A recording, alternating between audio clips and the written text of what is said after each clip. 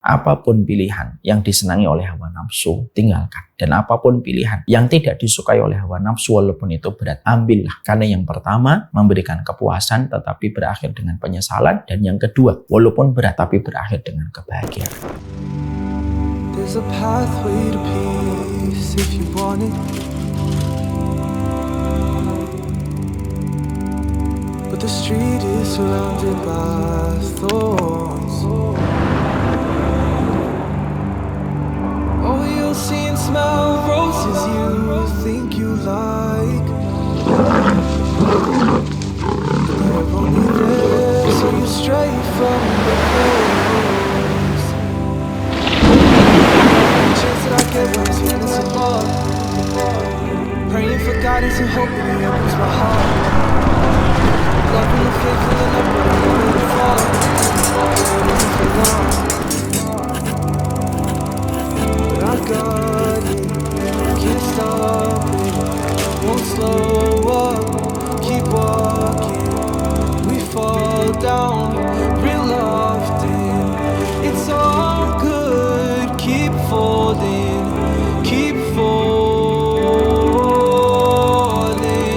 down, yeah, every chance that I get when I stand in so love. Praying for guidance and hoping he opens my heart. Loving the faith, filling up, but I know it'll fall. Hope it isn't for long. Yeah. Said I've been trying to get it right, so I'm steady praying in the night. And I'm staying focused on the prize. All I'm thinking about is paradise. It's only Jannah, got my eyes on. Cause peace is the only thing I want. And so I call out, oh Allah. Allahumma anta salam wa minka salam. It's only Jannah, got my eyes on. Cause peace is the only thing I want. And so I call out, oh Allah. You are peace, my Lord. I'm on my knees for you. Anything, and it's anything for you. All I need.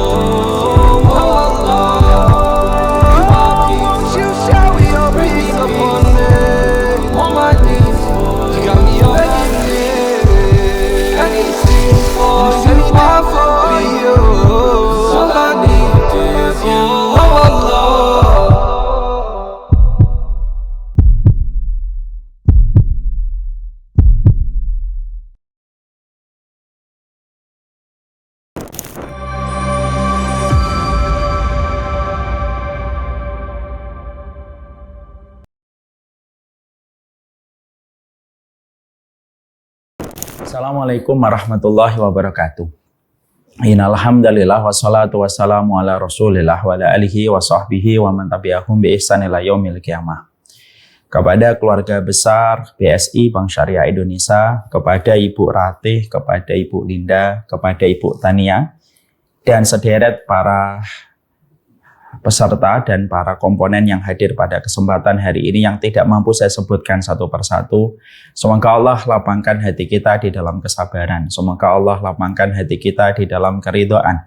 Dan semoga Allah kuatkan setiap pundak kita dan Allah tegarkan setiap langkah kita. Karena hidup pada zaman fitnah itu bukanlah perkara yang ringan. Ini merupakan salah satu hidup yang berat. Bukan karena susahnya ekonomi, tetapi karena beratnya kita untuk berjalan di atas kebenaran sampai kita berjumpa dengan Allah Subhanahu wa Ta'ala. Para sahabat Nabi saja ketakutan kalau sudah mendengar kata fitnah dan zaman fitnah. Dan kita berada pada zaman yang ditakutkan dan dikhawatirkan oleh para sahabat Nabi Ridwanullah alaihim. Dan kita hari ini hidup pada zaman itu. Inilah yang menjadikan kita memohon kepada Allah, semoga Allah sabarkan kita. Sabar dalam taat, sabar dalam meninggalkan larangan, dan sabar dalam setiap musibah yang kita peroleh. Dan semoga Allah jadikan kita ridho dalam setiap momen dan peristiwa yang kita hadapi dalam kehidupan kita. Karena sesungguhnya keridhoan itu merupakan energi paling besar untuk menghapuskan setiap luka dan kecewa di dalam hati kita. Semoga Allah berikan kebaikan untuk kita dan kepada keluarga besar BSI. Alhamdulillah, tentunya pertama kali senantiasa kita bersyukur kepada Allah atas setiap nikmat yang Allah berikan kepada kita. Bukan nikmatnya yang berkurang, tetapi syukurnya yang kurang ditambah. Karena memang syukur itu merupakan bagian yang tidak terpisahkan di dalam kehidupan. Sebagaimana jasad itu hidup karena nyawa dan ruh yang ada pada jasad kita. Sebagaimana iman itu hidup dengan dua perkara. Iman itu hidup dengan kesabaran tanpa tepi, kesyukuran tanpa tapi. Kita memberikan kesabaran kalau ada peristiwa dalam kehidupan kita tidak sesuai dengan apa yang kita rencanakan. Karena kesabaran itu mata uang yang bisa membeli rahmat pada kehidupan di negeri keabadian kelak di akhirat. Maka tidak bisa kita membeli rahmatnya Allah, mendapatkan rahmatnya Allah kecuali dengan kesabaran atas setiap gelombang, atas setiap turbulens, atas setiap kesulitan yang kita peroleh di dalam kehidupan. Dan yang kedua, kita tentunya memiliki sebuah kesyukuran tanpa tapi. Kita bersyukur tanpa tapi di dalam kehidupan kita, karena syukur itu tidak perlu syarat apapun. Syukur itu karena kita tahu pemberian Allah yang Allah berikan kepada apa yang kita butuhkan jauh lebih besar dari apapun yang kita bayangkan. Mungkin Allah tidak memberi apa yang kita inginkan, tetapi pastinya Allah memberi apa yang kita butuhkan. Walaupun terkadang apa yang kita butuhkan tidak tersebutkan oleh lisan kita dan mulut kita, tapi sejatinya tidak ada yang kita butuhkan kecuali Allah yang mencukupi. Saking sayangnya Allah ketika memberi, bahkan ketika kita bermaksiat pun di dalam kamar, Allah masih memberikan kepada kita air, masih memberikan kepada kita udara di dalam kamar itu, walaupun di dalam kamar itu kita berbuat maksiat. Saking begitu sempurnanya Allah di dalam memberikan kecukupan di dalam kehidupan kita dan mencukupi segala kebutuhan yang ada dalam kehidupan kita. Kalau ada di antara kita, ibu-ibu, ada keinginan yang belum kita dapatkan, bukan karena Allah tidak sayang, bukan karena Allah tidak mampu, tapi kalau Allah belum memberikan apa yang kita inginkan, maka jawabannya, kata Imam Ibnu Qayyim, karena apa yang kita inginkan mungkin tidak baik untuk kita. Allah alihkan, Allah ganti dengan yang lain.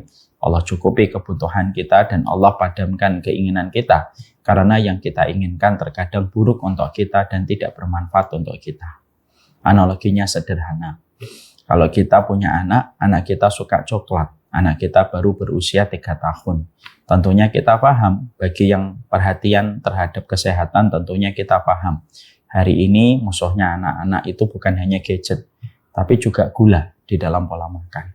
Akhirnya kita betul-betul tidak memberikan coklat, manisan, gula-gula kepada anak kita kecuali kita kontrol dengan ketat.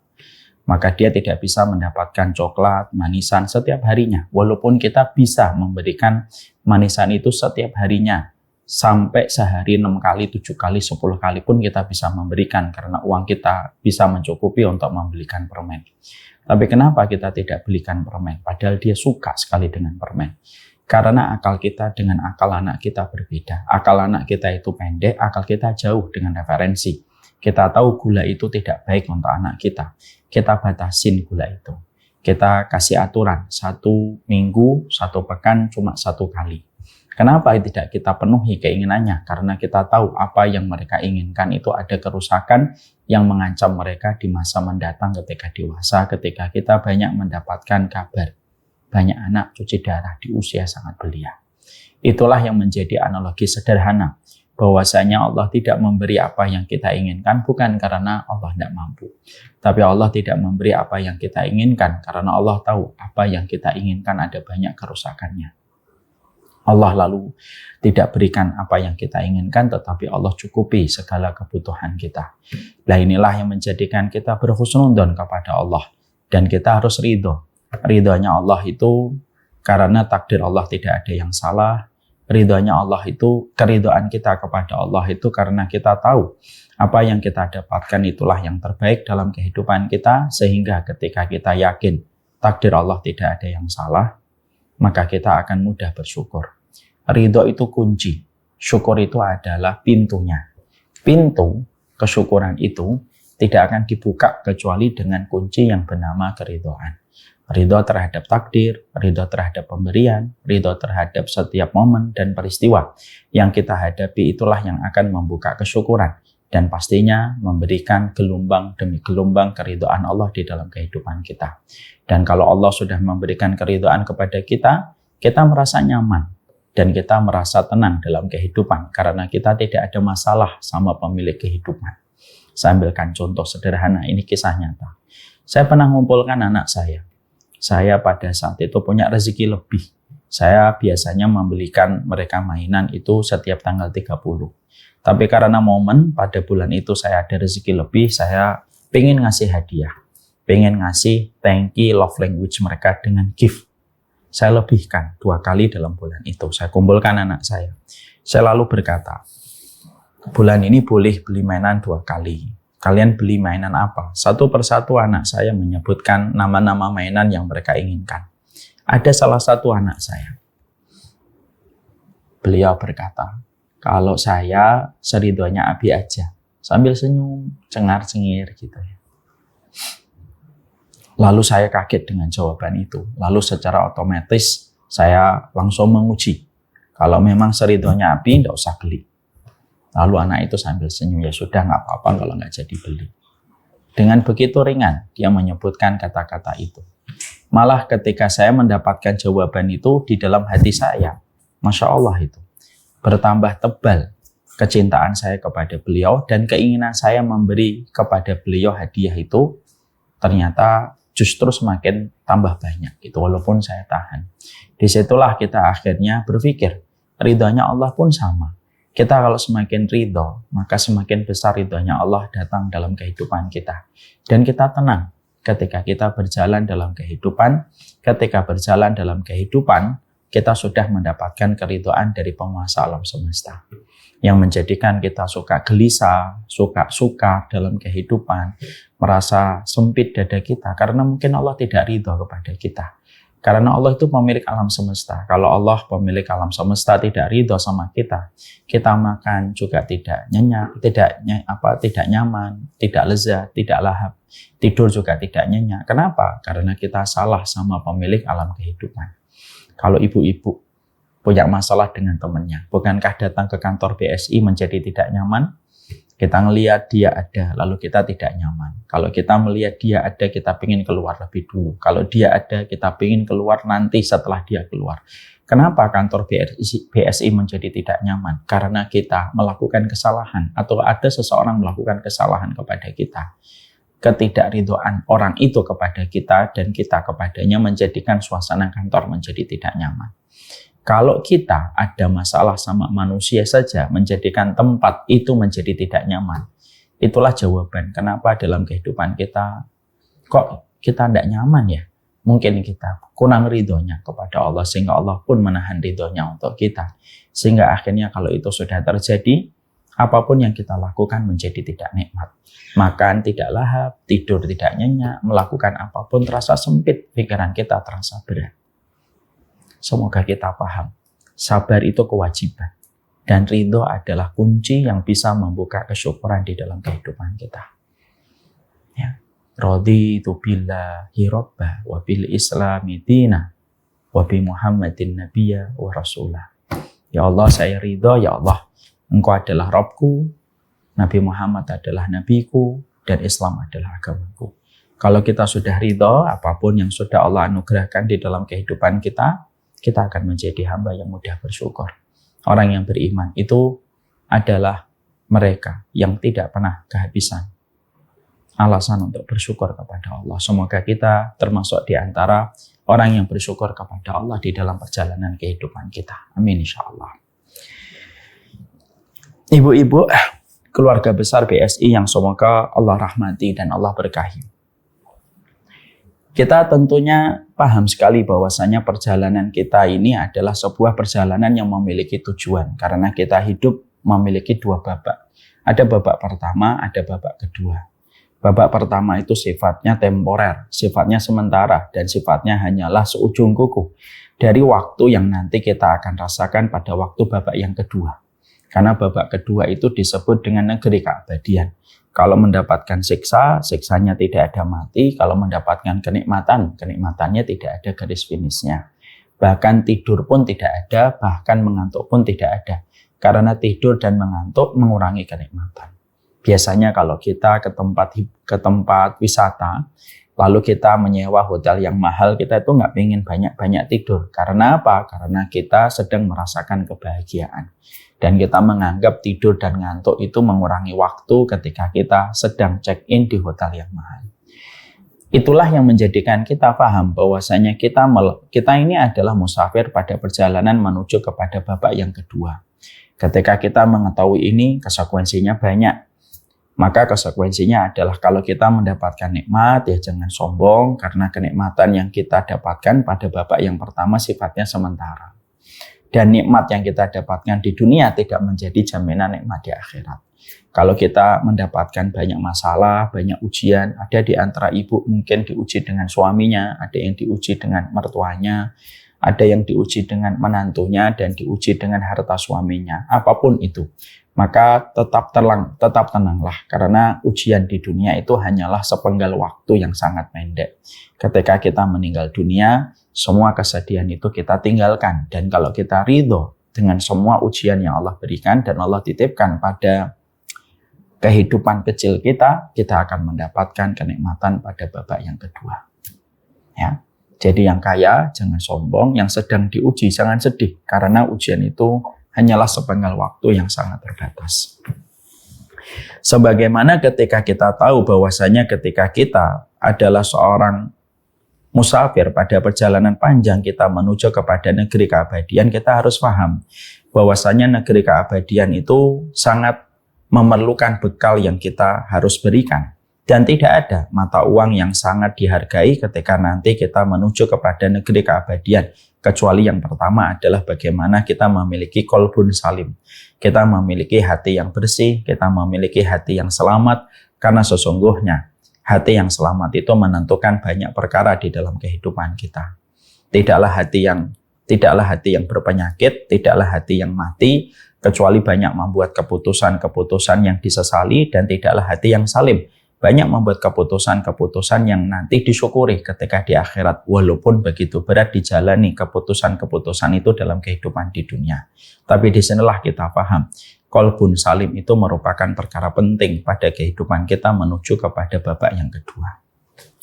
Makanya tidak mengherankan kalau kita menjumpai bahwasanya Nabi Muhammad sebelum beliau ditugaskan menjadi seorang nabi dan sebelum beliau ditugaskan menjadi rasul, maka salah satu treatment yang Allah berikan kepada Nabi Muhammad itu adalah menjaga hatinya dan membersihkan apa yang ada pada hatinya dari noktah dan noda. Makanya Nabi Muhammad dibedah dadanya oleh malaikat Jibril, dibersihkan kotoran dan noktah di dalam dadanya, lalu dijahit kembali. Dan itu dilewati Nabi dan dirasakan Nabi 2 kali. Kenapa Allah sampai membedah dadanya Nabi Muhammad 2 kali melalui malaikat Jibril dan dibersihkan kotorannya, dibersihkan nodanya? Karena masalah hati masalah besar, dan itu akan menentukan bagaimana Nabi menjalani tugas di dalam tugas yang disempurna yang harus dijalankan oleh Nabi Muhammad ketika menyampaikan kalimat Allah. Makanya Anas bin Malik itu mengatakan, kuntu ara asarul makhir fi sadri Rasulillah. Saya ini adalah orang yang melihat langsung bagaimana dadanya Rasulullah itu dibedah dan ada bekas jahitan di dada Rasulullah SAW. Dan itulah yang menjadikan kita semakin paham urusan hati adalah urusan besar. Makanya ketika kita menjadi orang yang tidak peduli dengan hati, maka ini akan berakibat besar dan akan berakibat fatal dan banyak kecelakaan di dalam kehidupan akhirat dan banyak benturan pada kehidupan di dunia. Karena benturan demi benturan yang biasanya dirasakan oleh manusia itu ketika hatinya rusak. Lalu dia tidak bisa mengerti apa yang harus dilakukan, mana yang tidak perlu dilakukan. Dan akhirnya dia akan terbentur dengan banyak masalah, dia terbentur dengan banyak konflik, dia terbentur dari banyak bala. Karena tidaklah bala dan musibah yang datang dalam kehidupan kita itu akibat dari keputusan hidup kita yang terkadang ditentukan oleh hati yang rusak.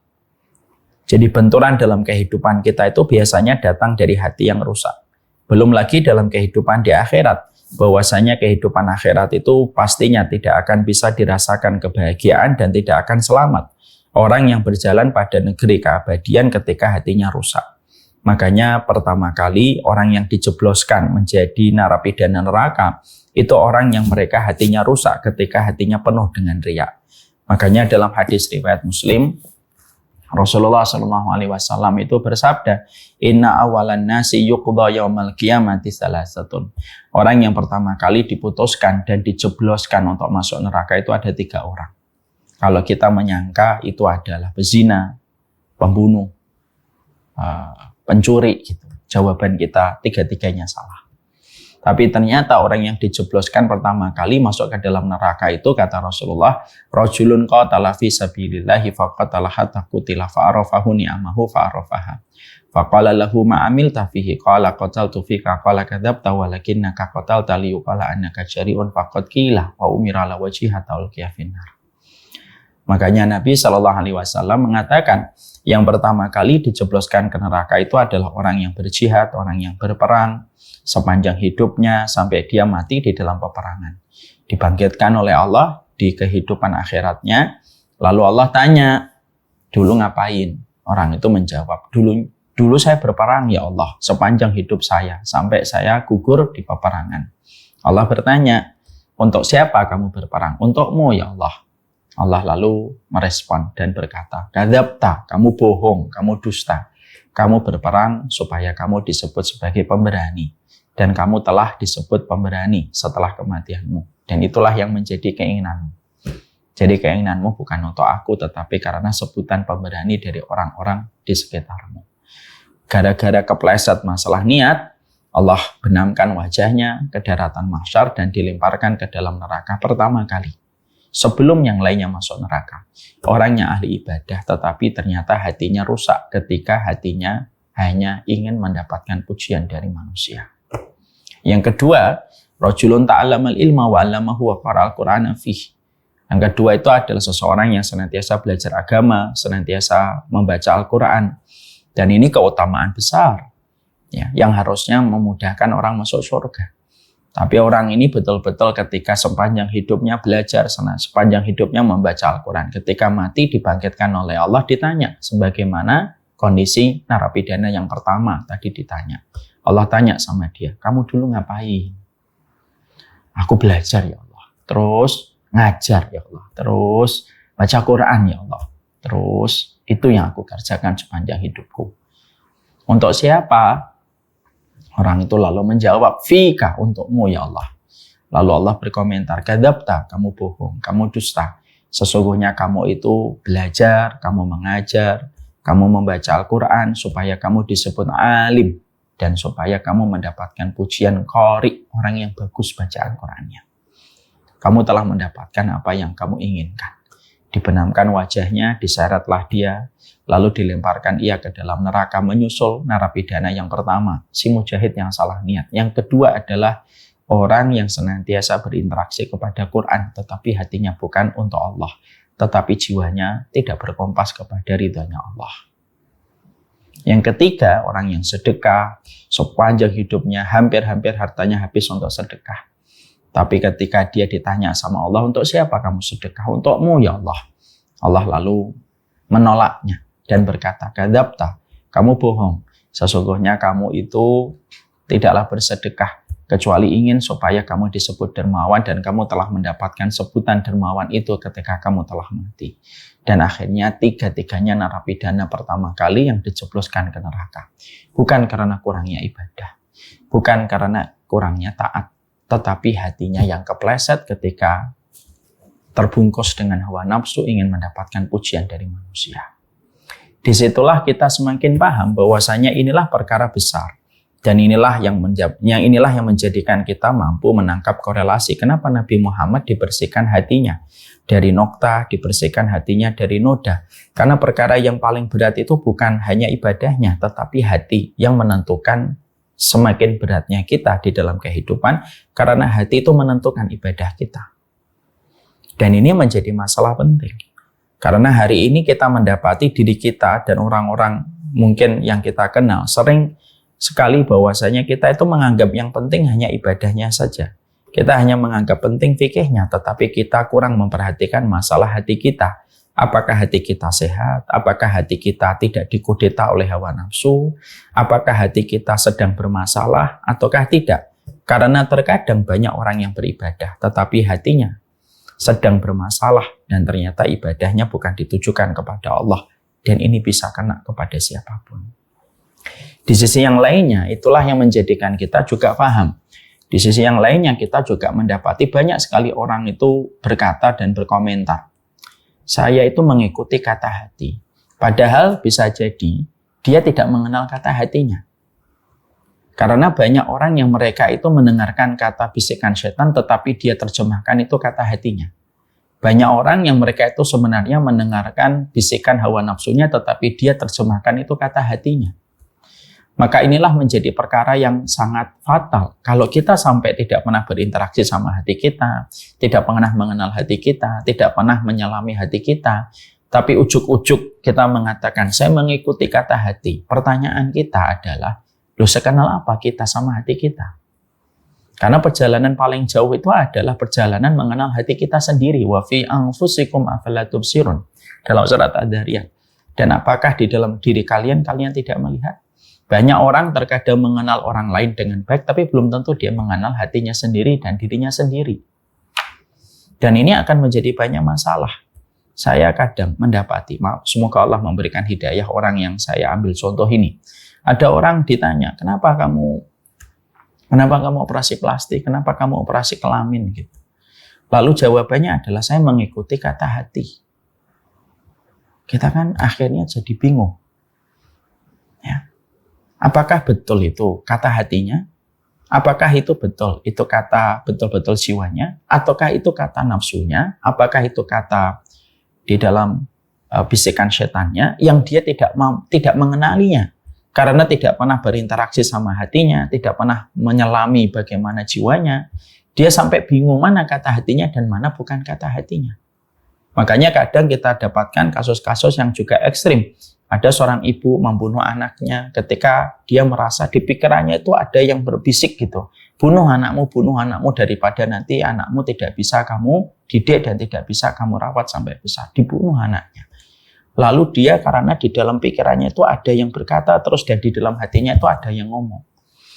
Ini kasus-kasus semakin kita paham bahwasanya ternyata Masya Allah, ternyata pembicaraan tentang hati, pembicaraan tentang hawa nafsu itu menjadi masalah penting sekali. Karena apa? Terkadang kita suka melihat sesuatu, ketika kita suka mengakses satu tontonan dan tayangan setiap harinya terkadang berjam-jam, tapi terkadang kita tidak melakukan perjalanan ke dalam diri kita. Kita menjadi asing dengan hati kita. Dan kita menjadi tidak kenal dengan hati kita. Bahkan mendefinisikan hati kita pun apakah dia dalam kondisi sehat atau dalam kondisi tidak sehat. Kita pun juga tidak bisa menjawab. Sesehat apa hati kita? Dan itu menjadi masalah besar. Ini akan menjadi tambahan masalah. Kenapa? Kalau hati tidak, ketika hati itu sakit, lalu kita tidak memperhatikan dengan benar, lalu hati itu karena tidak tertangani dengan baik, maka akhirnya sebagaimana orang yang sakit tidak terawat dengan baik, maka sesungguhnya akan menyebabkan kematian. Dan matinya hati itu lebih parah daripada matinya fisik. Karena matinya fisik hanyalah berhenti aktivitasnya di dunia, tapi ruhnya melanjutkan pada kehidupan berikutnya, di kehidupan kubur dan kehidupan barzakh. Tapi matinya hati itu apa? Orang yang matinya hati itu adalah orang yang mati hatinya sebelum mati fisiknya. Berarti ada dua mayat di dalam diri manusia ketika hatinya mati. Dan ketika hati mati itu ya akhirnya apapun yang dilakukan dan apapun yang dikerjakan, dia tidak akan pernah tahu mana yang bermanfaat dan mana yang tidak bermanfaat. Dan akhirnya ketika hati sudah mati, maka matinya hati sebelum jasad yang mati, maka hanya menyebabkan jasad akan merasakan adab yang pedih pada kehidupan di akhirat. Disebabkan karena hati sudah menjadi mati dan menjadi mayat sebelum fisiknya menjadi mayat. Dan itu menjadi masalah yang bertambah besar. Nah, inilah yang menjadikan kita memahami betapa dahsyatnya masalah hati kita dan bagaimana kita harus selalu memperhatikan kondisi hati kita. Setiap waktunya, setiap saatnya. Karena tidak ada amalan yang paling banyak memasukkan kita ke surga kecuali adalah amalan hati. Dan tidak ada amalan yang paling besar mendapatkan rahmat Allah kecuali adalah amalan hati. Dan kita paham ya, para ulama mengatakan ibadah itu terbagi menjadi dua. Ada ibadah maqdhah, ada ibadah zahir, ada ibadah batin. Ibadah zahir itu ibadah yang dilakukan oleh anggota fisik kita. Ini adalah ibadah zahir. Ada ibadah yang kedua, ibadah hati. Dan ibadah hati itu kedudukannya jauh lebih dominan dan jauh lebih besar daripada ibadah zahir. Karena ibadah zahir masih berhajat kepada keselamatan ibadah batin atau ibadah hati. Amalan ibadah zahirnya bagus, tapi amalan hatinya buruk, maka amalan zahirnya jadi buruk. Tapi kalau ada amalan zahirnya itu biasa, tapi amalan hatinya itu luar biasa, maka amalan hati ini bisa menyelamatkan dan meningkatkan dan mengupgrading amalan zahirnya supaya menjadi lebih tinggi karena terselamatkan oleh amalan hati. Itulah dahsyatnya amalan hati pada kehidupan sunnah, dan itulah dahsyatnya amalan hati pada kehidupan iman kita kepada Allah Subhanahu wa taala. Setelah kita paham di dalam masalah ini, maka saya akan menyampaikan beberapa sharing untuk saya dan untuk kita semuanya, ibu-ibu yang semoga Allah rahmati. Ada beberapa poin yang kita harus bahas pada kesempatan hari ini. Setidaknya ada 4 poin penting yang akan menjadi pembahasan kita pada kesempatan pagi ini. Yang pertama, kita harus mengerti bahwasanya hati dan nafsu itu harus kita pahami positioningnya di dalam kehidupan kita. Ada nafsu, ada hati. Ini kita harus paham positioning kita. Maka sesungguhnya kita harus mengerti hati itu yang mengendalikan kita dan memberikan seluruh perintah dalam kehidupan kita itu hati kita. Ada namanya nafsu. Nafsu itu terbagi menjadi 3. Ada nafsul mutmainnah, ada nafsul lawamah, ada nafsul la'amaratun bisu. Ya. Ada nafsu yang pertama yaitu nafsu yang mutmainnah, yang tenang. Ya. Ada yang kedua yaitu adalah ada jiwa yang sifatnya lawamah, dia mencela atas ketidakmampuan dia untuk melakukan amalan terbaik. Dan ada yang ketiga yang disebut dengan nafsun la'amaratun bisu. Ada nafsu yang menyuruh kita kepada perbuatan-perbuatan buruk. Ya, itu jiwa. Maka ada nafsun la'amaratun bisu. Maka kaedahnya yang pertama antara hati dengan nafsu ini adalah ketika kita ingin mendapatkan hati yang salih atau kita ingin mendapatkan hati yang salim, maka hati yang salim itu tidak akan bisa kita dapatkan sampai kita mampu memanage bagaimana urusan nafsu kita. Terutama nafsu yang menyuruh kita kepada perbuatan buruk. Karena nafsu yang memerintahkan kita pada perbuatan buruk itu ada dalam setiap pribadi orang. Dalam setiap orang pasti memiliki nafsu yang menyuruh kepada perbuatan buruk. Yang membedakan orang solih dengan orang tidak solih itu adalah kemampuan untuk memanagenya. Makanya kalau orang itu ingin mendapatkan hati yang salim, maka hati yang salim itu hati yang dicintai oleh Allah, yang memerintahkan kita kepada kemuliaan hidup dan kemuliaan jalan akhirat yang kita rintis di dalam kehidupan di dunia. Qalbun salim itu tidak akan bisa sampai kita memanage bagaimana kita mengekang hawa nafsu yang menyuruh kita kepada perbuatan yang buruk. Yang disebut dengan nafsun la'amaratun bisu, nafsu yang memerintahkan kita berbuat buruk. Contoh, ketika kita sedang tidur, lalu malam jam 1 kita bangun. Kita tahu ini, sebenarnya Allah sudah membangunkan kita jam 1 malam. Tapi pada saat itu ketika kita berada pada banyak opsi dan pilihan. Pilihannya apa? Pilihannya bangun, memaksa, lalu berwudu, lalu kita sholat. Atau pilihannya menarik selimut, lalu mencoba memberikan dispensasi. Ya sudahlah, insya Allah saya nggak berbuat dosa, nggak usah sholat malam. Insya Allah sholat subuhnya tepat waktu. Maka sesungguhnya ini bagian contoh kecil bahwasanya ada nafsu yang memerintahkan kita kepada perbuatan buruk ketika meninggalkan sebuah ketaatan yang kita tahu ketaatan itu diridhoi oleh Allah. Kita ini bertengkar nih sama suaminya pada perkara kecil yang terkadang tersulut emosi. Sebenarnya masalah kecil di dalam rumah tangga gitu. Masalah-masalah teknis ya, karena memang kadang-kadang berumah tangga itu disatukan karena visi yang besar. Kadang-kadang diceraikan dan dipisahkan karena persoalan-persoalan kecil yang terkadang kita anggap terlalu besar. Ada suami istri bertengkar. Lalu setelah mereka agak reda amarahnya, mereka tahu nih bahwasanya pemicu masalah mereka itu masalah sepele. Yang tidak perlu dibesar-besarkan. Karena kunci keberkahan dalam rumah tangga itu apa? Jangan membesarkan perkara-perkara kecil. Setelah kita tahu, akhirnya apa? Di dalam hati kita ada keinginan untuk kita supaya memaafkan, atau kita yang meminta maaf. Itu namanya nafsun lawamah. Kita cela diri kita yang berbuat salah, lalu ada keinginan untuk meminta maaf atau mengislah antara kita dan pasangan kita. Tapi ada sebagian dari nafsu kita mengatakan, udahlah biarin aja dia yang minta maaf dulu. Enak sekali kalau saya harus meminta maaf terus kepadanya. Nanti dia tidak paham-paham. Inilah yang disebut dengan nafsul lawamah. Ini adalah nafsul lawamah. Dan setiap harinya kita bergonta-ganti. Kadang kita sedang menghadapi satu momen, satu kejadian, di situ ada perintah yang baik, di situ ada perintah yang buruk. Kalau kita mengambil pilihan yang buruk, itu namanya nafsun la'amaratum bisu. Tapi kalau kita mengambil yang baik, itu namanya bagian dari nafsul mutmainnah atau nafsun lawamah. Nafsu yang mencela perbuatan dosa yang kita lakukan dan kita kerjakan.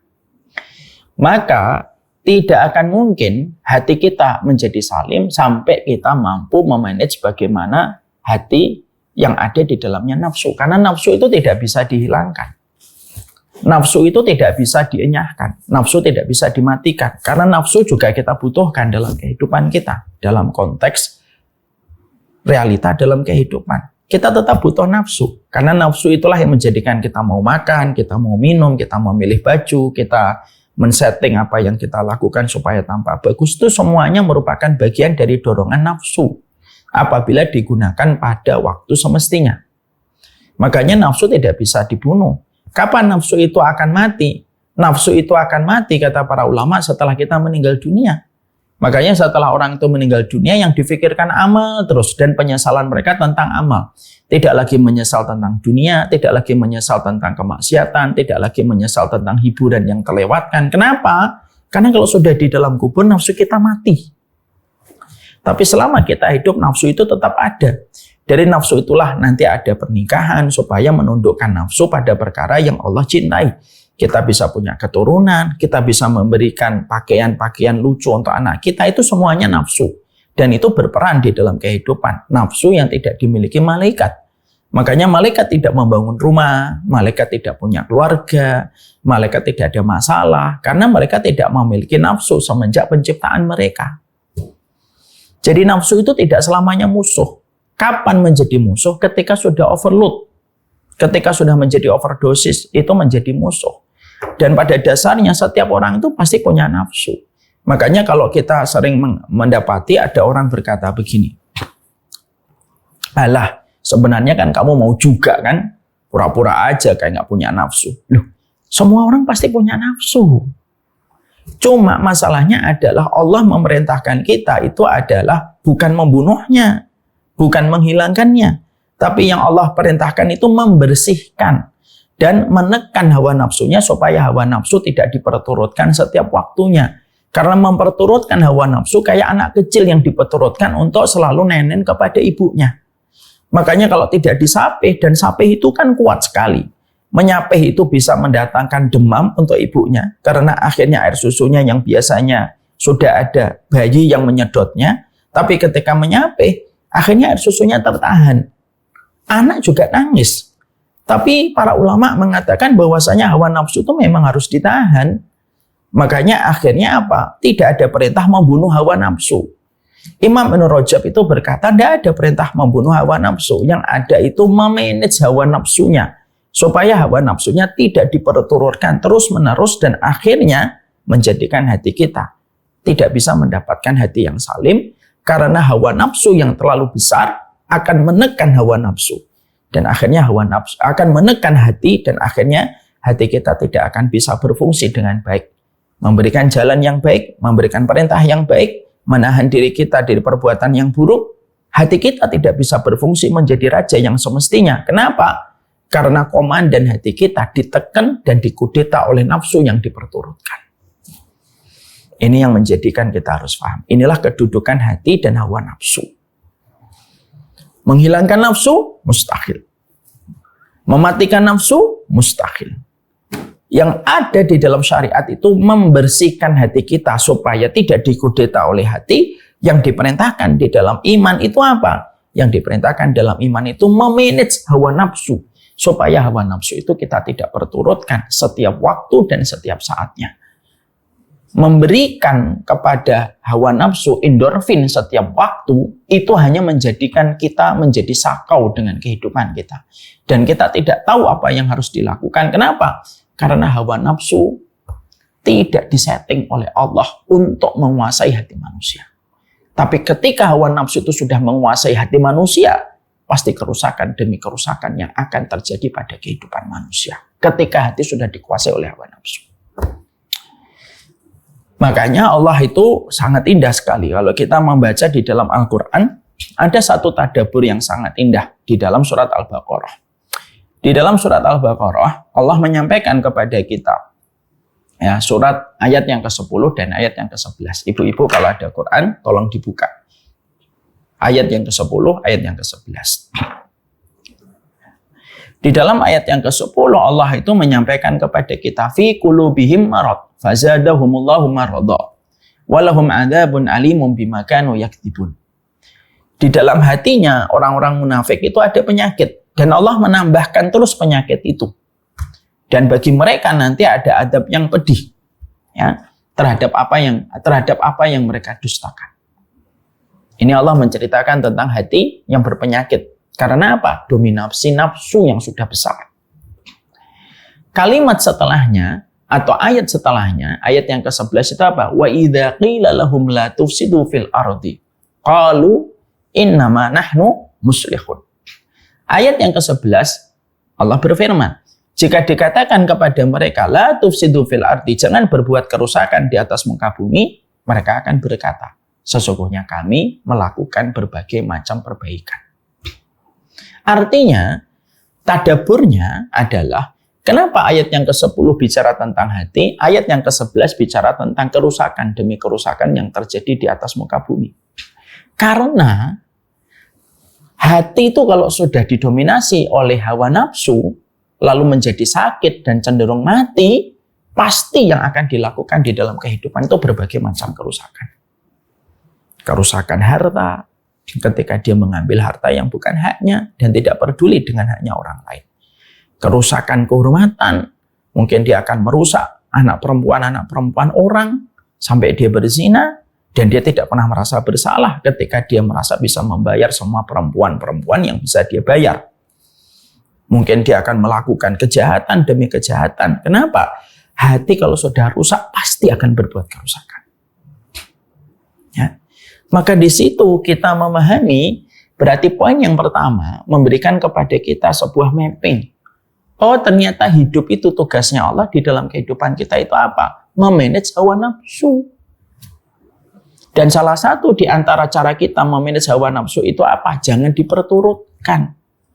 Karena ketika sudah diperturutkan, maka sesungguhnya hati hawa nafsu sudah diperturutkan dan akhirnya menjadi Tuhan kecil dalam kehidupan manusia, maka sesungguhnya kalau hawa nafsu itu sudah menjadi Tuhan-Tuhan kecil dalam kehidupan manusia, maka dia tidak akan bisa mendapatkan ridho dari Allah yang menguasai alam semesta. Kenapa? Karena dia sudah menyembah Tuhan-Tuhan kecil yang ada di sekitarnya yang bernama hawa nafsu.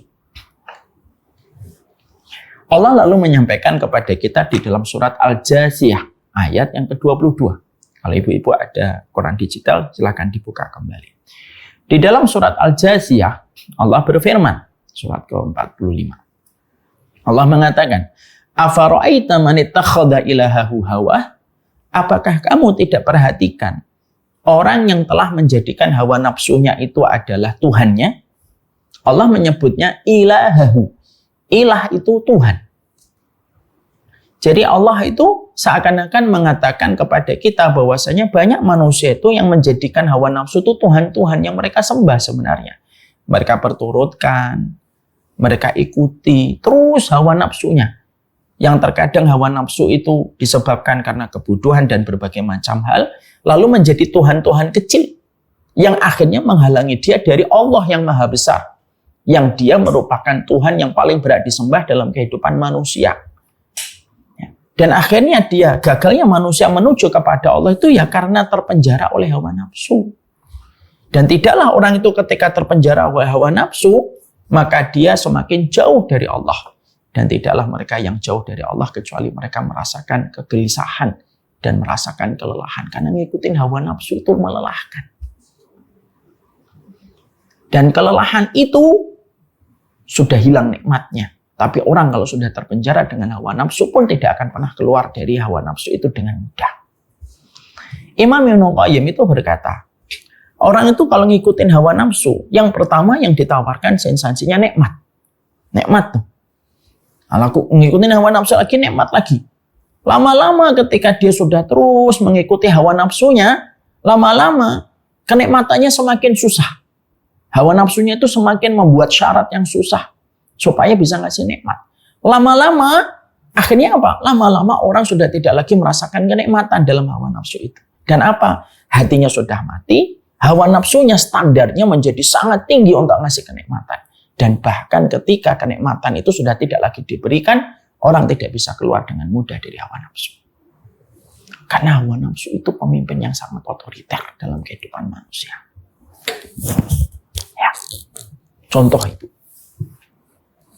Ada orang, dia pakai narkoba, ngikutin hawa nafsu. Orang pakai narkoba itu standarnya, kalau diikuti hawa nafsu tentang narkoba, itu kan tidak pernah stuck di ukuran.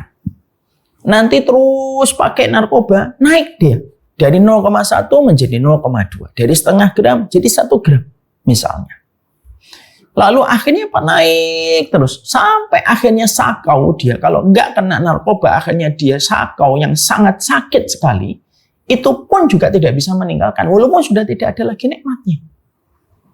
Jadi membenarkan apa yang dikatakan oleh Imam Ibnu Qayyim. Jadi ternyata kalau hawa nafsu itu diperturutkan, dikasih privilege terus dalam kehidupan manusia, qalbun salim itu menjadi hilang, dan akhirnya dia menguasai, dan akhirnya apa? Lama-lama hawa nafsunya itu tidak lagi memberi nikmat, tapi memberi kepada kita rasa kesakitan yang sangat luar biasa. Tapi itu pun keluar dari lingkaran hawa nafsunya juga tidak gampang. Ya. Dan itu yang terjadi dalam kehidupan manusia. Orang korupsi 100 juta, ya 100 juta. Dia selamat nih, naik lagi 200 juta. Selamat lagi, naik lagi 300 juta. Terus dia. Dan akhirnya apa? Malam gelisah, pagi gelisah dia. Karena harta yang haram itu selalu meminta tumbal. Dan salah satu tumbal yang paling diambil pertama kali dalam kehidupan harta yang haram itu ketenangan hidup. Itu tumbalnya. Sebagaimana datang ke pesugihan, itu pasti ada tumbalnya. Menghamba kepada harta yang haram itu pasti ada tumbalnya. Akhirnya semakin tinggi dia, tidak akan ada puasnya. Dan akhirnya apa? Dia tidak bisa keluar dari lingkaran setan nafsu itu. Karena nafsu itu berkolaborasi dengan setan dalam memberikan keburukan. Orang barat, zina. Ketika sudah menjadi tren dan culture, nah untuk bilang misalnya, culture-nya orang barat berzina. Ya, dan menganggap itu perkara biasa, berzina itu. Akhirnya apa? Zina semakin diturutin terus naik. Akhirnya apa? Orang tidak bisa lagi berzina dengan normal. Yang harusnya hubungan biologis, kalau kita kembalikan kepada syariat Islam, hubungan biologis itu kan sangat sakral dan intimate sekali antara dua manusia yang mereka menikah. Dan dilindungi oleh Allah dengan sebuah kata yang bernama mitsaqan ghalidha. Tapi ketika orang itu berzina, dia sudah menjadikan itu biasa, akhirnya standar zinanya itu langsung naik terus. Dari 2 orang, zinanya harus 3 orang, 4 orang. Zinanya dengan berbagai macam tindakan ekstrim yang tidak bisa dipahami oleh akal sehat. Bahkan zina pun sama hewan. Kenapa? Karena standarnya hawa nafsu itu terus naik dia. Lalu ketika naik, yang paling terkorbankan pertama kali adalah hati kita. Lalu akhirnya ketika hatinya itu sudah mati, karena ditekan terus oleh hawa nafsunya, disitulah hawa nafsu itu menjadi pemimpin bagi kehidupan manusia. Apa yang terjadi kalau hawa nafsu sudah menjadi pemimpin? Ya dia akan berbuat kerusakan sebagaimana ayat yang ke-11 di dalam surat Al-Baqarah. Dan itulah yang menjadi masalah besar dalam kehidupan manusia. Jadi bukan Allah yang jahat. Kita yang jahat sama kualitas diri kita. Allah sudah menyuruh kita untuk menahan. Allah itu memang menyuruh kita untuk menahan. Allah tidak perintahkan kita membunuh hawa nafsu. Tidak. Karena Allah tahu hawa nafsu itu nggak bisa dibunuh. Karena itu ujian bagi manusia. Yang Allah perintahkan itu tahan saja. Tahan. Sebentar aja tahannya. Nanti setelah kamu menahan, kamu akan merasakan apa yang Allah janjikan. Dan tidaklah orang ketika mereka sudah tidak mau menahan, maka yang rusak adalah hatinya. Kalau hatinya sudah rusak, sebagus apapun dia bergamis, sebagus apapun dia berhijab, sebagus apapun dia berpenampilan agamis, tidak akan bisa menolong. Karena apa? Hati sudah dikuasai oleh hawa nafsu. Makanya sedih kalau akhirnya kita lihat bahwasanya hari ini yang berzina, melakukan hubungan sesama jenis gitu. Bukan hanya mereka yang jauh dari masjid, bahkan orang-orang yang notabene mereka berpenampilan agamis terkadang. Naudzubillah min dzalik, semoga Allah jaga kita semuanya. Itu terkadang adalah orang yang berpenampilan agamis tetapi dikuasai oleh hawa nafsunya. Sebagaimana kasus terakhir yang membuat kita merinding. Bagaimana di yayasan bisa melakukan hubungan sesama jenis dengan anak-anak yatim yang harusnya mendapatkan perlindungan. Itu dosanya besar sekali di sisi Allah itu. Kalau memang benar terjadi semacam itu. Jadi disitulah kita harus memahami perkara ini. Ya. Jadi hawa nafsu ini harus kita pahami dalam kedudukan poin yang pertama ini. Supaya kita itu jangan sampai salah. Jadi jangan sampai nanti orang, kenapa kamu kok keluar dari rumah, Mbak? Ya saya ngikutin hawa nafsu. Yakin itu hawa nafsu. Saya mengikuti hati. Yakin itu kata hati. Mungkin kata hawa nafsu kita kali. Bukan karena kata hati kita. Kenapa kamu bentak-bentak anak-anakmu? Ya saya ngikutin kata hati. Mungkin bukan kata hati kali, itu kata nafsumu kali. Karena kalau kita tidak mengenali terus skema yang ada pada kehidupan hati kita, dan kita tidak pernah melakukan perjalanan begitu dalam ke dalam diri kita sendiri ketika kita tidak kenal dengan diri kita akan kebingungan. Mana itu bisikan setan, mana itu dorongan nafsu, dan mana itu kata hati. Dan itu masalah banyak dalam kehidupan. Ya. Itu yang kita harus mengerti. Contoh nih, hal-hal kecil aja. Suami istri bertengkar. Suami tahu nih, yang namanya perempuan itu makhluk yang bengkok, harus sabar. Tapi kadang-kadang seorang suami marah, menganggap kemarahannya wajar. Padahal dia harus tahu bahwasanya perempuan itu makhluk yang bengkok. Kadang di dalam sisi hatinya itu masih ada sinyal kebaikan itu. Udah maafkan. Ya bagaimanapun dia perempuan. Seorang makhluk yang Allah ciptakan dengan bengkoknya. Karena dikuasai oleh perasaan. Tapi dalam hati kita tetap menganggap, enggak, saya tetap akan mempertahankan sikap saya ini. Itulah yang kita sering dapatkan dalam kehidupan. Jadi sebenarnya kalau kita buatkan quotes dalam kehidupan kita, ibu-ibu, kita harus paham. Hidup adalah perjalanan yang terus memberikan kepada kita pilihan. Dan kita diperintahkan untuk menjatuhkan pilihan. Mana yang sesuai dengan kata hatimu dan mana yang dikatakan oleh hawa nafsumu. Itu setiap saat. Jadi sebenarnya perjalanan hidup manusia menuju kepada negeri keabadian itu apa? Sebanyak apa kamu mengikuti kata hatimu yang salim? Dan sesering apa kita mengikuti kata hati dari perkataan hawa nafsu kita? Orang yang mengikuti kata hatinya, itulah yang mendapatkan rahmat. Dan orang yang mengikuti hawa nafsunya dan menjadikan hawa nafsunya itu menjadi Tuhan-Tuhan kecil, itulah yang mereka tidak akan selamat untuk mendapatkan rahmat. Kita ini nanti jam 11.44 itu adzan berkumandang duhur. Lalu kita tuh mikir, udahlah nanti aja jam 1. Atau langsung adzan. Nanti juga sholat, sekarang juga sholat. Saya gelar sajadah. Itu saja sudah menjadikan kita harus memilih. Nanti habis sholat, dzikir dulu atau langsung pergi. Itu sudah milih lagi. Nanti ketemu anak berbuat sesuatu, kita suruh milih. Marah atau kita sabarin dulu. Jadi perjalanan manusia itu hanyalah perjalanan untuk memilih mana kata hatinya, mana kata hawa nafsunya. Semakin kita memilih dengan kata hati, semakin selamat. Dan semakin kita memilih dengan hawa nafsu, mungkin puas. Tapi kepuasan itu tidak identik dengan kebahagiaan. Ini yang pertama. Yang kita harus pahami, qalbun dengan nafsu atau hawa nafsu. Hawa. Ya, maka sesungguhnya mereka pada dasarnya tidak bisa disatukan. Kecuali hati itu harus mampu mengendalikan hawa nafsunya, memanagenya. Bukan hawa nafsu yang mengkodeta hati kita. Jadi kita harus paham skema itu. Saya perlu menyampaikan ini. Walaupun ini basic, tapi perlu saya sampaikan. Supaya kita tidak salah mengerti tentang perkara ini. Sudah paham? Yang pertama. Insya Allah moga-moga Ibu paham. Yang kedua yang kita harus paham adalah dominasi hawa nafsu itu terjadi karena apa, Ustaz? Dominasi hawa nafsu itu terjadi karena apa? Jadi sebelum kita membahas qalbun salim, karena ini pembahasan cukup panjang, tapi saya simpelkan dulu dari perspektif hawa nafsunya. Hawa nafsu itu menguat karena apa? Ini kan juga penting untuk kita pahami. Hawa nafsu itu kok kuat? Itu karena apa? Jangan sampai kita merawat sesuatu yang nanti kiranya akan memberikan kemudaratan bagi kehidupan kita. Ya.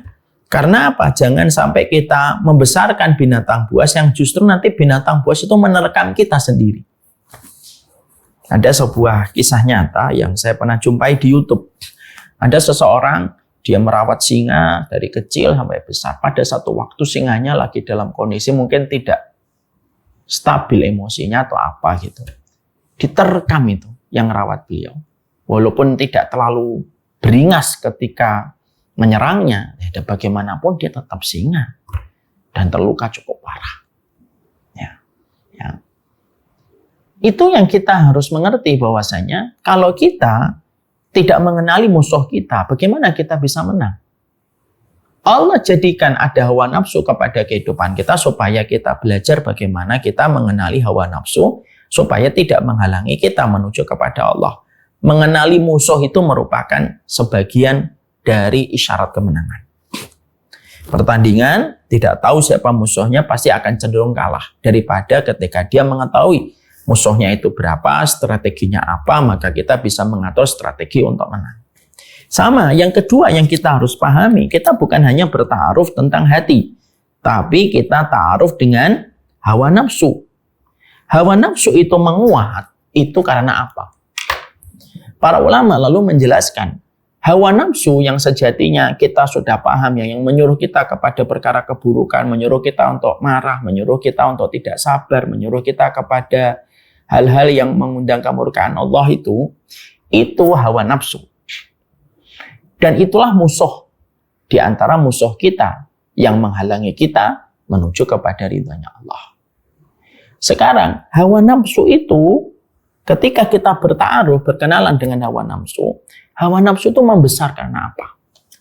Para ulama lalu menerangkan kepada kita, yang pertama, hawa nafsu itu membesar disebabkan kebodohan kita. Semakin orang tidak mengerti tentang ilmu, semakin orang akan dikuasai oleh hawa nafsunya. Karena begitulah ketika kita memahami kaedahnya. Kita tidak ngerti apa yang harus kita lakukan. Kita tidak mengerti kemuliaan orang bersabar. Kita tidak pernah tahu kemuliaan orang yang memaafkan.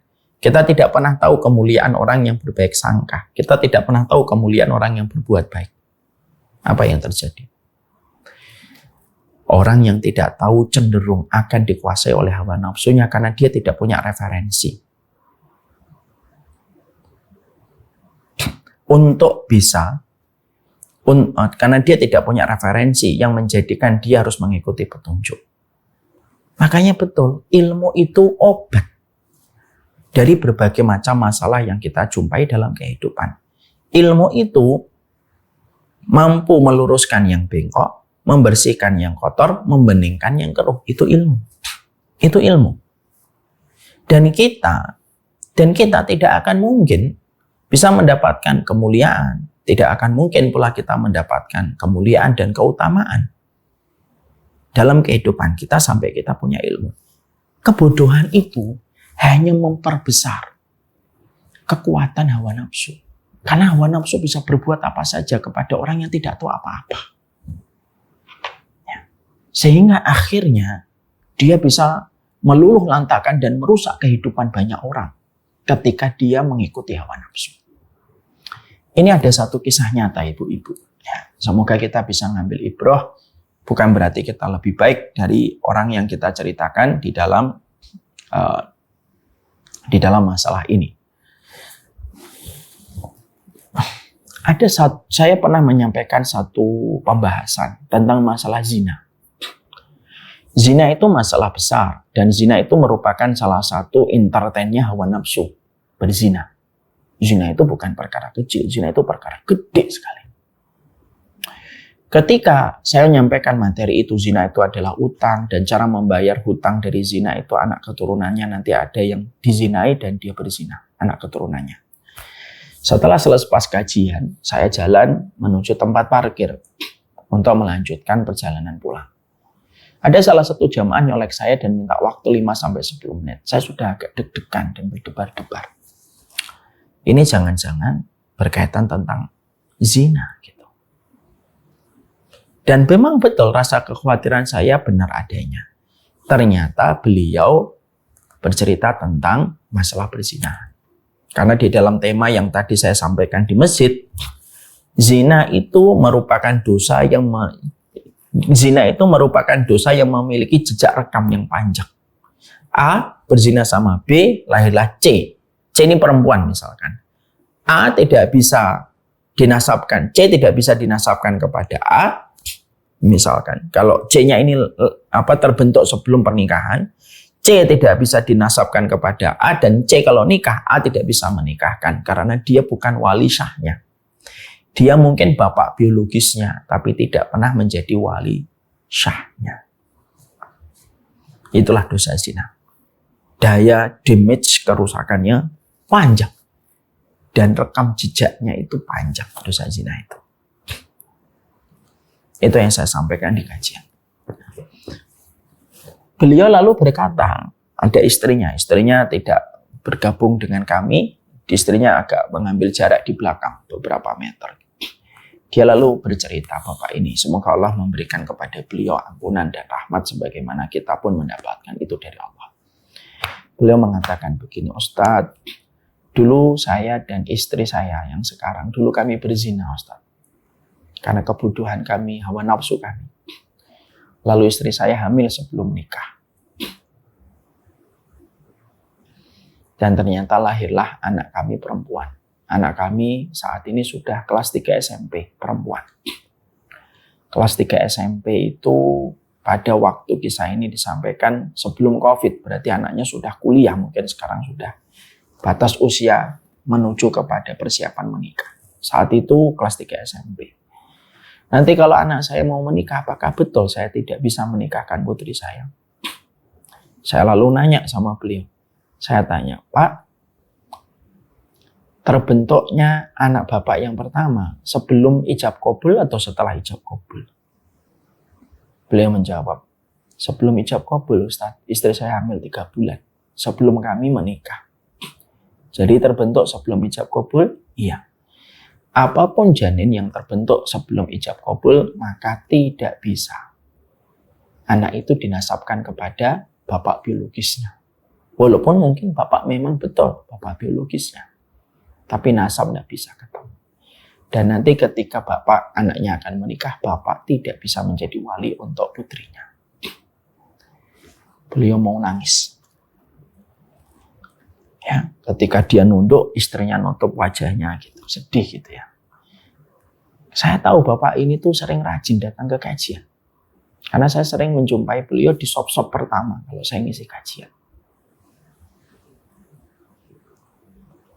Lalu bapak itu berkata, saya sudah tobat Ustaz, apakah tobat saya tidak bisa mengubah hukum? Tidak bisa Pak. Tobatnya insya Allah diterima. Tapi efek dari perbuatan dosa itu tidak bisa mengubah syariat. Syariatnya memang tidak boleh. Jadi nanti kalau putri saya menikah, saya tidak bisa menikahkan Ustaz, tidak bisa. Andai syariat ini milik saya Bapak, mungkin saya akan izinkan. Tapi syariat itu bukan milik saya. Syariat itu miliknya Allah. Beliau sedih sekali. Karena saya tahu beliau orang baik. Dan beliau sempat komen gitu. Kalau saya tahu akibat dari perzinahan bisa sepanjang ini Ustaz, mungkin saya akan mikir puluhan kali sebelum saya berzina. Apa message dari kisah nyata ini? Kebodohan itu menyebabkan banyak orang mengikuti hawa nafsunya. Karena apa? Hawa nafsu itu menawarkan kepuasan instan. Itu hawa nafsu. Jadi memang hawa nafsu itu menawarkan keputusan yang instan. Berbeda dengan jalan taat. Jalan taat itu memang tidak menawarkan kepuasan sesaat, tapi pastinya bermuara kepada kebahagiaan. Bahagia dengan puas itu beda. Puas itu identik dengan kemaksiatan. Kebahagiaan itu identik dengan ketaatan. Orang yang melakukan dosa, puas dia. Tapi yang puas itu belum tentu bahagia. Kenapa orang zina? Dia puas, tapi setelah itu merasa berdosa. Dan dia merasa kulitnya itu kalau dia masih pertama kali, mungkin dia akan merasa, ya Allah, saya kotor banget ya. Gitu. Karena kepuasan tidak identik dengan kebahagiaan. Tapi bahagia itu identik. Tapi jalan taat itu memang berat. Tidak menawarkan langsung endorfin. Tapi muaranya itu langsung pasti kebahagiaan. Karena berapa banyak laki-laki dan perempuan kadang-kadang mengejar kepuasan, mengorbankan ketenangan yang bermuara kepada kebahagiaan. Berapa banyak suami istri asalnya baik gitu, gara-gara suaminya berzina atau istrinya berzina, ketenangan dalam rumah tangga hilang langsung. Kenapa? Ngejar kepuasan sesaat. Ngejar kepuasan sesaat. Tapi dari kisah nyata itu akhirnya kita mendapati itu apa? Sesungguhnya kebodohan itu menjadi faktor pertama mengkuatnya hawa nafsu. Kenapa? Hawa nafsu nggak ada yang ngontrol. Ya, nggak ada yang ngontrol. Contoh dalam negara harus ada oposisi. Kalau misalkan tidak ada oposisi, kadang-kadang nggak ada yang ngontrol gitu. Maka sesungguhnya ilmu itu mengontrol. Jadi orang ketika misalkan dia ditawarin berzina, kalau dia punya ilmu mungkin dia tetap ada dorongan berzina. Tapi hawa nafsu, tetapi ilmunya itulah yang akan menjadikan dia tetap berpikir jauh. Tidak berpikir pendek. Karena hawa nafsu itu nggak bisa berpikir jauh. Hawa nafsu itu hanya berpikir pendek. Lakukan, ambil, kerjakan. Hanya berpikir pendek-pendek dia. Tapi syariat itu memikirkannya jauh ke depan. Makanya kalau orang semakin tidak paham ilmu, semakin dia akan dikuasai hawa nafsu. Makanya kadang-kadang kalau orang sudah nggak punya ilmu, komentarnya semau-mau dia. Hidup juga semau-mau dia. Kenapa? Karena tidak ada yang mengontrolnya. Ilmu itu pengontrol. Ya. Jadi kalau kita dapat ilmu, walaupun nanti tetap kita melakukan dosa, setidaknya ketika melakukan dosa kita merasa bersalah. Tidak enak rasanya. Kenapa? Ya karena kita merasa karena kita punya ilmu. Ilmu itu yang akan memberikan kepada kita kontrol diri yang menjadikan kita mengevaluasi. Maka akhirnya yang pertama, dominasi dari sebuah hawa nafsu itu apa? Yaitu dominasinya hawa nafsu itu karena kebodohan. Orang kalau akhirnya yang ada itu hanya kebodohan, maka dia tidak akan besar. Dia tidak akan bisa merawat hawa nafsunya. Karena yang bisa merawat hawa nafsu dan menekan hawa nafsu hanyalah mereka yang punya pandangan jauh, dan pandangan jauh itu adalah dengan ilmu. Misal, orang ditawarin harta yang haram. Kan itu menawarkan sensasi kepuasan sesaat. Wah, 100 juta. Cukup untuk menerima amplop di bawah meja. Langsung dapat cek 100 juta. Cuma dengan tanda tangan doang. Kepuasannya itu cepat. Endorfinnya itu instan. Itu hawa nafsu. Dia punya ilmu. Dia mungkin pernah ngaji gitu. Terus dia ingat, Masya Allah ya. Kalau saya ngambil harta haram ini 100 juta. Mungkin tumbalnya terlalu banyak. Istri saya nanti jadi tidak taat. Mungkin saya nanti dengan 100 juta nanti tergoda dengan dosa-dosa yang lain. Kenapa? Dari harta haram itu biasanya narik zina. Narik khomer. Itu jadi seakan-akan setali 3 uang. Makanya betul kata para ulama, ada orang itu berzina, itu biasanya apa? Karena berantakan sholatnya dan berantakan hartanya. Karena jazaa'u sayyi'ati as-sayyi'atu ba'daha. Karena sesungguhnya yang buruk itu akan menjadi magnet dosa-dosa yang buruk. Dari harta yang buruk, narik zina, narik khamr, narik berbagai macam dosa. Itu kaedahnya dalam kehidupan ribuan tahun itu begitu, kata para ulama. Kalau dia akhirnya paham, oh ya Allah, harta haram itu nanti begini-begini. Dia pernah mempelajari ilmunya. Setidaknya ada perkataan di dalam hatinya. Jangan diambil. Jangan. Nanti anakmu tidak taat, istrimu tidak taat, kamu akan tergoda dengan perempuan. Ketenangan yang sudah kamu dapatkan akan ambiar semuanya. Kalau kamu sampai ngambil. Ilmu akhirnya menjadi penasehat. Ya, ilmu akan menjadi penasehat baginya ketika ilmu masih mendapatkan keberkahan. Makanya tadi saya di awal menyampaikan kepada kita semuanya, hari ini yang kurang bukan ilmunya, tapi keberkahan dari ilmu itu. Maka yang pertama, apa yang menjadikan hawa nafsu itu membesar? Karena kebutuhan. Kebutuhan itu menjadikan hawa nafsu itu menjadi besar. Yang terjadi pada kehidupan manusia. Yang kedua, lemahnya keyakinan kepada negeri akhirat.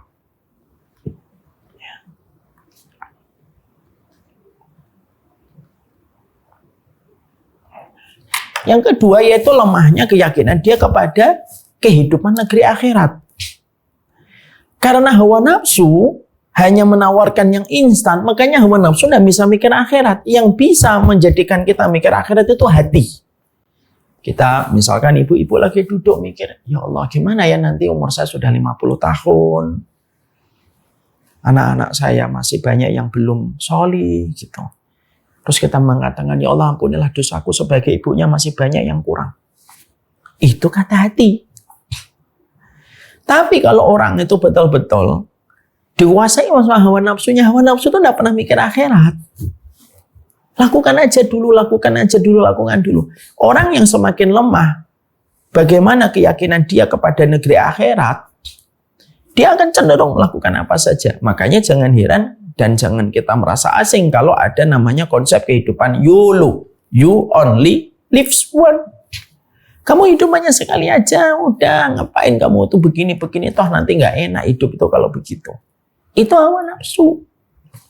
Padahal kita harus paham bahwasanya yang bisa menjadikan kita kuat, terpaku dengan hati yang salim itu apa? Kalau kita mengingat jauh kepada negeri keabadian, yaitu adalah negeri akhirat, yang akan menjadi babak yang kedua dalam kehidupan kita. Babak kedua itu pasti ada, demi Allah. Babak kedua itu pasti ada. Kalau babak kedua tidak ada, hanya babak pertama yang sifatnya temporer dan singkat ini, tidak ada babak kedua. Allah itu tidak adil. Gimana nanti mendudukkan orang yang zalim, mendudukkan orang yang jahat, akan sama kedudukannya dengan orang yang taat. Karena Allah itu tidak mungkin zalim dan Allah mustahil zalim, maka Allah tidak menempatkan bahwasanya babak itu hanya pertama, harus ada babak kedua. Dan keyakinan kita itu harus macam itu. Negeri keabadian itu ada. Orang itu kalau dia tidak tahu tentang tentang keyakinannya kepada negeri keabadian, lemah, ya dia akan lemah. Dia akan melakukan tindakan-tindakan yang Masya Allah itu. Yang akan betul-betul sesuai dengan sejalan dan sesuai dengan keinginan hawa nafsunya. Karena Anda paham negeri akhirat. Akhirnya kalau jadi pemuka agama, akhirnya menjadi tren yang buruk dan contoh yang buruk. Jadi pemimpin-pemimpin yang buruk. Kenapa? Yang didengarkan hawa nafsunya. Dan dia tidak sadar kepada negeri akhiratnya. Kita belajar dari Asiyah binti Muzahim.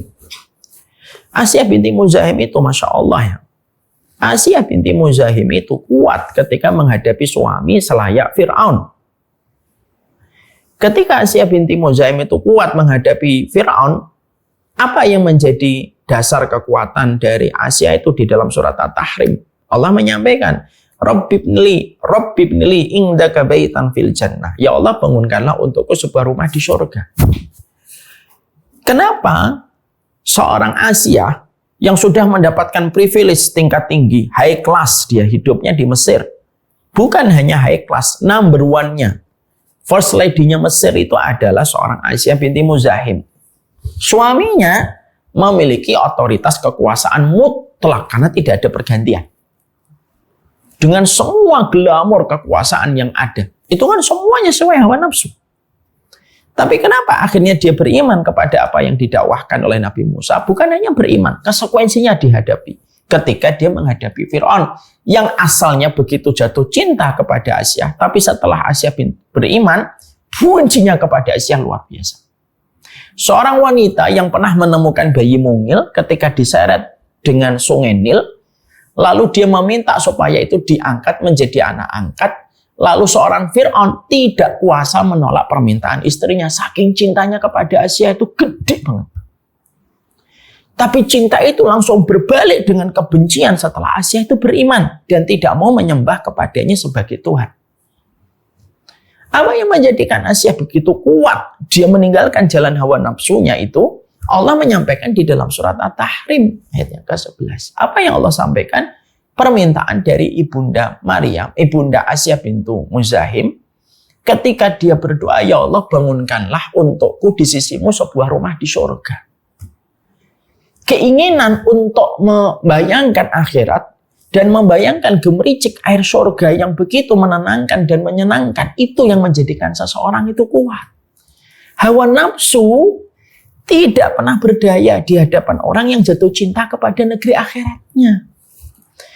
Tapi hawa nafsu mudah untuk mengkudeta sama pemilik hati yang tidak ingat kehidupan akhirat. Kenapa? Ya dia akan berbuat apa saja. Dia nggak ingat kehidupan negeri akhirat. Maka sesungguhnya akhirnya di situ yang kedua yang kita harus pahami, dikatakan para ulama. Kalau kita senantiasa yang difikirkan adalah hidup kita nanti umur 50 apa, umur 60 apa. Seakan-akan kita merasa hidup selama-lamanya dan tidak ingat gundukan tanah. Dan tidak ingat pula ketika kita terbujur kaku di dalam kubur. Demi Allah, hawa nafsu hanya menjadikan kita lupa terhadap apa yang akan kita dapatkan ketika kita meninggal dunia. Semakin orang ingat urusan akhiratnya, semakin rendah nilai ujian dunia. Tapi semakin orang itu ingat dunianya, semakin rendah nilai akhirat di matanya. Makanya akhirnya kenapa para ulama, orang-orang solih, kenapa mereka kuat di dalam menjalani setiap ujian yang mereka hadapi. Kuncinya banyak, tapi salah satu kuncinya itu adalah komitmen mereka untuk ingat pada negeri keabadian itu luar biasa. Ibu, akan datang satu hari, nama kita akan diumumkan dalam kondisi kita telah meninggal dunia. Umar Mita hari ini telah meninggal dunia. Innalillahi wa inna ilaihi rajiun. Ibu fulana. Ada satu hari ketika nanti kita harus dimandikan dan dilepaskan baju kita. Tanpa kita bisa menolak ketika orang membuka kancing baju kita. Akan datang satu hari kita akan terbungkus kain kafan.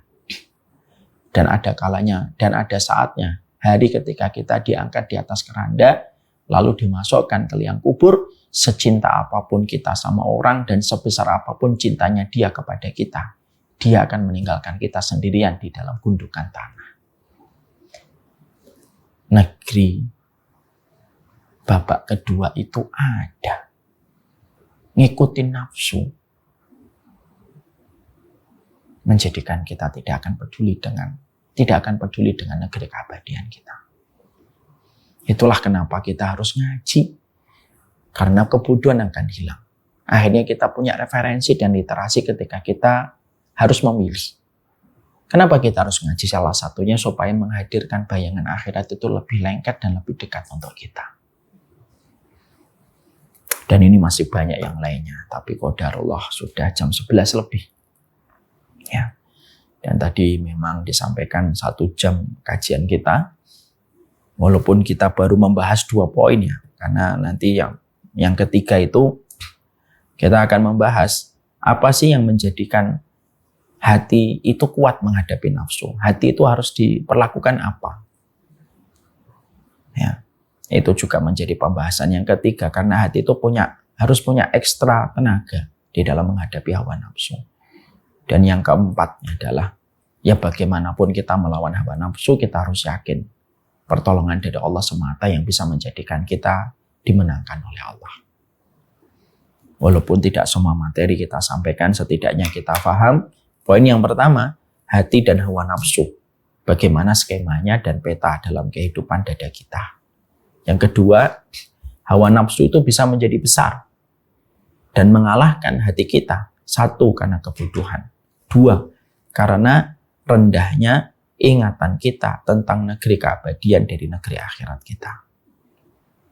Semoga setiap entertain yang kita lihat, semoga setiap tayangan yang kita lihat tidak semakin menjauhkan hati dan pikiran kita dari negeri keabadian.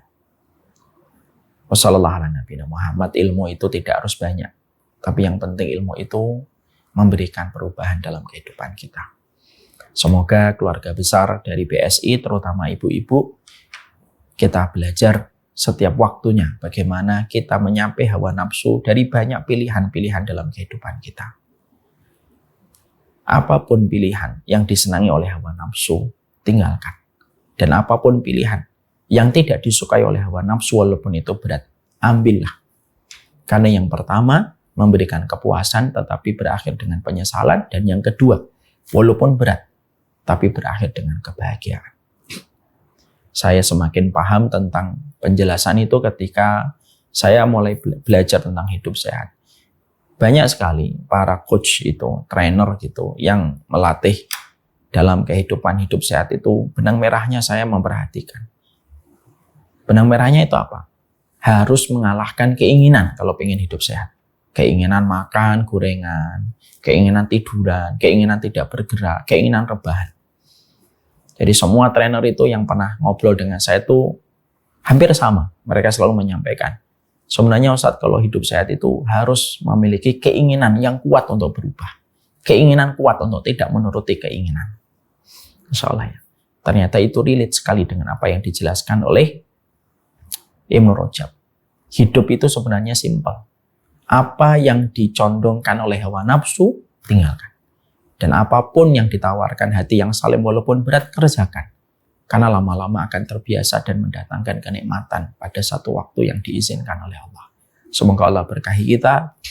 Semoga Allah ampuni dosa-dosa kita ketika banyak sekali menjatuhkan pilihan yang sesuai dengan hawa nafsunya. Semoga Allah bimbing kita kepada perkara yang Allah cintai dan Allah ridhoi.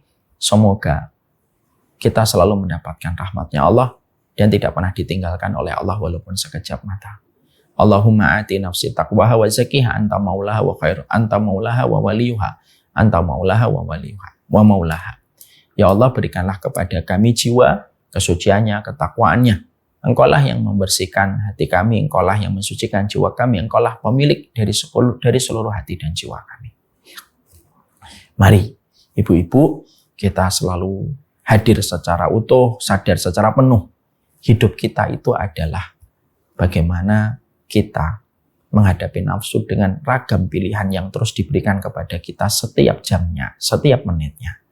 Apapun pilihan yang tidak sesuai dengan apapun pilihan yang disukai nafsu, tinggalkan. Apapun pilihan yang tidak disukai nafsu, ambillah. Semoga Allah kuatkan kita. There's a pathway to peace if you want it. But the street is surrounded by thorns. Oh, you'll see and smell roses you think you like. They're only there so you stray from the coast. Chance that I get when I'm feeling so lost. Praying for guidance and hoping He opens my heart. Loving the faith, filling up, but I know it will fall. It isn't for long. But I got it, can't stop it, won't slow up, keep walking. We fall down real often. It's all good, keep folding, keep falling down. Yeah, every chance that I get when I stand in some love. Praying for guidance and hoping He opens my heart. Loving the faith, filling up, but I know it will fall. Hope it isn't for long. Yeah. Said I've been trying to get it right, so I'm steady praying in the night. And I'm staying focused on the prize. All I'm thinking about is paradise. It's only Jannah, got my eyes on. Cause peace is the only thing I want. And so I call out, oh Allah, Allahumma anta salam wa minka salam. It's only Jannah, got my eyes on. Cause peace is the only thing I want. And so I call